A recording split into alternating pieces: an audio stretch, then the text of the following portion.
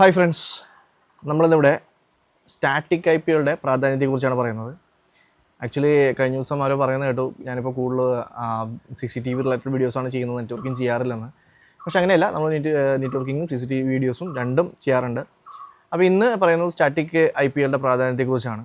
അപ്പോൾ ഇതും ഒരു CCTV റിലേറ്റഡ് ആയിട്ടുള്ള ആൾക്കാർക്ക് വേണ്ടിയിട്ടാണ് ഇത് പറയുന്നത്. കാരണം നമുക്ക് അറിയാം, ഇപ്പോൾ DVR ആയാലും NVR ആയാലൊക്കെ അതിനകത്ത് ഒരു IP എസ്പെഷ്യലി NVRൽ നമ്മളൊരു IP കൊടുത്തിട്ടുണ്ടാവും, അല്ലെങ്കിൽ അതിനൊരു IP ഉണ്ടാവും. അതുപോലെ തന്നെ ക്യാമറകൾ എവിടെയൊക്കെയാണ് നമ്മൾ NVRൽ സെറ്റ് ചെയ്തിട്ടുണ്ട് അതിനൊക്കെ ഓരോരോ IPകളുണ്ടാവും. അപ്പോൾ അതിനകത്ത് തന്നെ രണ്ട് ഓപ്ഷൻ കണ്ടിട്ടുണ്ടാവും, DHCP എന്ന് പറഞ്ഞ ഓപ്ഷനും സ്റ്റാറ്റിക് എന്ന് പറഞ്ഞ ഓപ്ഷനും. അതാണ് മെയിനായിട്ടുള്ള രണ്ട് ഓപ്ഷൻസ്. അതായത് ഈ ഒരു IP സ്റ്റാറ്റിക് എന്തിനാണ് കൊടുക്കുന്നത്, അല്ലെങ്കിൽ DHCP എന്താണെന്നുള്ളത് അറിയാൻ പാടുള്ളതിന് വേണ്ടിയിട്ട് ഞാനൊന്ന് പറഞ്ഞുതരാം. അതായത് ഫോർ എക്സാമ്പിൾ, ഇതൊരു മോഡം, ഇതൊരു കസ്റ്റമറുടെ വീട്ടിലൊരു മോഡം എന്ന് വിചാരിക്കാം.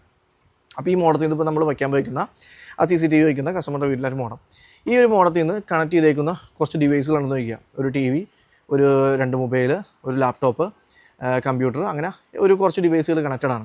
ഈ കണക്റ്റഡായ ഡിവൈസുകൾക്കെല്ലാം ഇതൊരു IP കൊടുക്കും, അതായത് ഒരു LAN IP കൊടുക്കും. ഇതിനൊരു ഗേറ്റ്വേ IP ഉണ്ടാവും. ഈ ഒരു റൗട്ടറിന് ഒരു ഗേറ്റ്വേ IP ഉണ്ടാവും. നിങ്ങൾക്ക് അറിയാം, ചെയ്യുന്നവർക്ക് അറിയാൻ പറ്റും. 192.168.1.1 ആണ് നോർമലി മോഡത്തിൻ്റെ അല്ലെങ്കിൽ ONTൻ്റെ ഒക്കെ ഒരു IP വരുന്നത് 1.1 ആയിരിക്കും. അപ്പോൾ ഇതിൽ നിന്ന് കണക്റ്റ് ആവുന്ന ഡിവൈസുകൾക്ക് ഇതൊരു IP കൊടുക്കും. അതായത് 1.2, 1.3, 1.4, 1.5, 1.6 അല്ലെങ്കിൽ ആ ഒരു സീരിയലിൽ വരുന്ന കുറച്ച് IPs ആണ് ഇത് റിലീസ് ചെയ്യുന്നത്.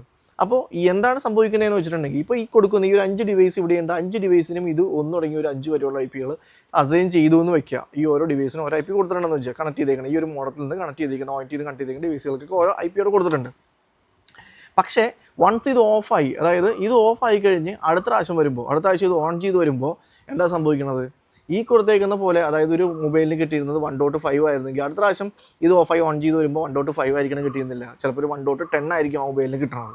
അപ്പോൾ അത് IP ചേഞ്ച് ആയിക്കൊണ്ടിരിക്കും. അതായത് ഓരോ പ്രാവശ്യം ഇത് ഓഫ് ആകുമ്പോഴോ അല്ലെങ്കിൽ ഒരു 3-4 മണിക്കൂർ കഴിയുമ്പോഴോ ഈ IP ഓട്ടോമാറ്റിക്കലി ചേഞ്ച് ആവും. അങ്ങനെയാണ് ഈ ഒരു സിസ്റ്റം ഇത് ഡിസൈൻ ചെയ്തേക്കുന്നത്. അല്ലെങ്കിൽ ആ ഒരു IPസിൻ്റെ ആ ഒരു IP ഓട്ടോമാറ്റിക്കലി ചേഞ്ച് ആവും. അതിപ്പോൾ LAN IP മാത്രമല്ല, WAN IP ഓട്ടോമാറ്റിക്കലി ചേഞ്ച് ആവും. അപ്പോൾ അതുപോലെ തന്നെ LAN IPയും ചേഞ്ച് ആവും. അപ്പോൾ നമ്മളിങ്ങനെ ചേഞ്ച് ആകാതിരിക്കാൻ, അതായത് ഇത്തരം ഡിവൈസുകളിൽ ചേഞ്ച് ആവാതിരിക്കാനാണ് എന്ത് കൊടുക്കുന്നത്, സ്റ്റാറ്റിക് ആയിട്ട് കൊടുക്കുന്നത്. അതായത് ഒരു ഡിവൈസ് നമ്മൾ ഉപയോഗിക്കുന്ന ഒരു കമ്പ്യൂട്ടർ ആണെങ്കിൽ ആ കമ്പ്യൂട്ടറിന് 1.5 കൊടുത്തിട്ടുണ്ടെങ്കിൽ അടുത്ത പ്രാവശ്യം ഇത് ഓണായിട്ട് വരുമ്പോഴും 1.5 അതിന് കിട്ടിയാൽ മാത്രമാണ് എന്ത്, ആ ഡിവൈസ് വർക്ക് ചെയ്യുള്ളൂ, ഇല്ലെങ്കിൽ അത് വർക്ക് ചെയ്യില്ല. അപ്പോൾ ഈ സ്റ്റാറ്റിക് IP കൊടുക്കുമ്പോൾ ഒരു ദോഷം എന്ന് പറഞ്ഞാൽ എന്താണ്, സ്റ്റാറ്റിക് IP കൊടുക്കുമ്പോൾ നമുക്ക് അടുത്ത പ്രാവശ്യം ഇത് ഓണായി ഓഫ് ചെയ്ത് വരുമ്പോൾ ഈ 5 കൊടുക്കാനില്ല, 5 ഓൾറെഡി വേറെ ഡിവൈസിന് കൊടുത്തു. അതായത് ഇപ്പുറത്ത് വരുന്നൊരു മൊബൈലിന് ഓൾറെഡി 5 കൊടുത്തിട്ടുണ്ട്. പക്ഷേ നമ്മളാണെങ്കിൽ ഈ കമ്പ്യൂട്ടറിൽ ഓൾറെഡി സ്റ്റാറ്റിക്കായിട്ട് സെറ്റ് ചെയ്ത് വെച്ചൊക്കെയാണ് 1.5 എന്ന് പറഞ്ഞ IP തന്നെ വേണം എന്ന് ഇതിനോട് പറയുകയാണ്. പക്ഷേ ഇത് ഓൾറെഡി ആ ഒരു IP വേറെ ഡിവൈസിന് കൊടുത്തു. അപ്പോൾ ഈ ഒരു സ്റ്റാറ്റിക്കായിട്ട് സെറ്റ് ചെയ്തേക്കുന്നതിന് IP കിട്ടില്ല.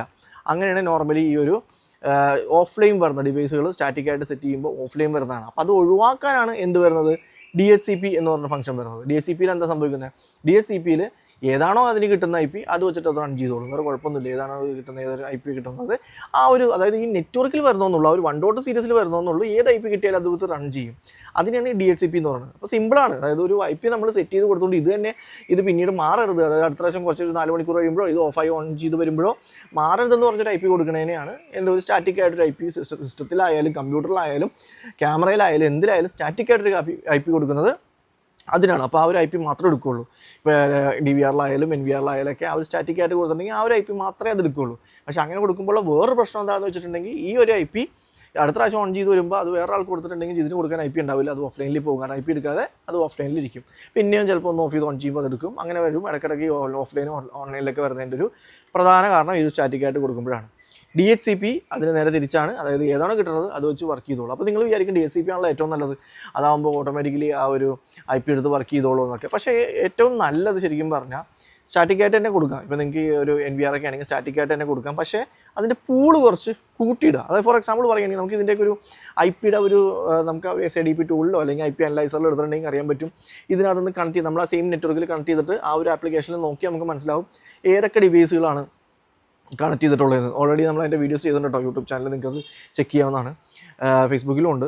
അപ്പോൾ ആ ഒരു കണക്ട് ചെയ്തിരിക്കുന്ന ഡിവൈസുകൾ ഏതൊക്കെയാണെന്ന് നമുക്ക് മനസ്സിലാവും. അപ്പോൾ ആ മനസ്സിലാവുന്ന ഒരു IP സീരിയൽ നോക്കിയാൽ മനസ്സിലാവും, ഒരു 1.30 അല്ല 1.40 1.50 ആ ഒരു റേഞ്ചിലാണ് അത് വരുന്നതെങ്കിൽ നമ്മൾ ഇതിൻ്റെ ക്യാമറയുടെ IP നമ്മൾ കൊടുക്കുകയാണെങ്കിൽ അതിനൊരു 192.168.1.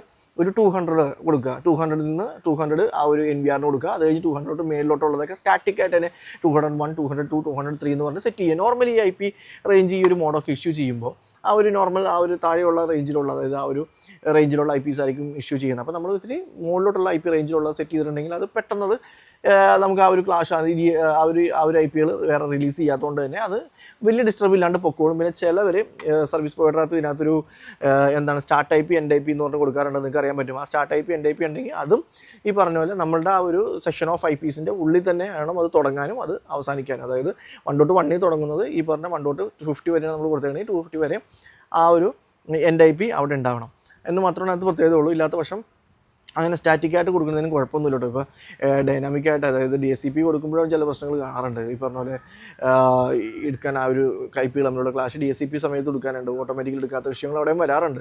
സ്റ്റാറ്റിക്കായിട്ട് കൊടുക്കുന്നത് നല്ലതാണ്, പക്ഷേ ആ ഒരു IP റേഞ്ച് കുറച്ച് മുകളിലുള്ള IP റേഞ്ചിലായിട്ട് കൊടുത്ത് സെറ്റ് ചെയ്യുന്നതായിരിക്കും നല്ലത്. പിന്നെ കൂടുതൽ ഇത് സെറ്റ് ചെയ്യുന്നതും ബാക്കിയുള്ള ഡീറ്റെയിൽ വീഡിയോസൊക്കെ നമ്മുടെ യൂട്യൂബ് ചാനൽ, ഫേസ്ബുക്ക് ചാനൽ ചെയ്തിട്ടുണ്ട്.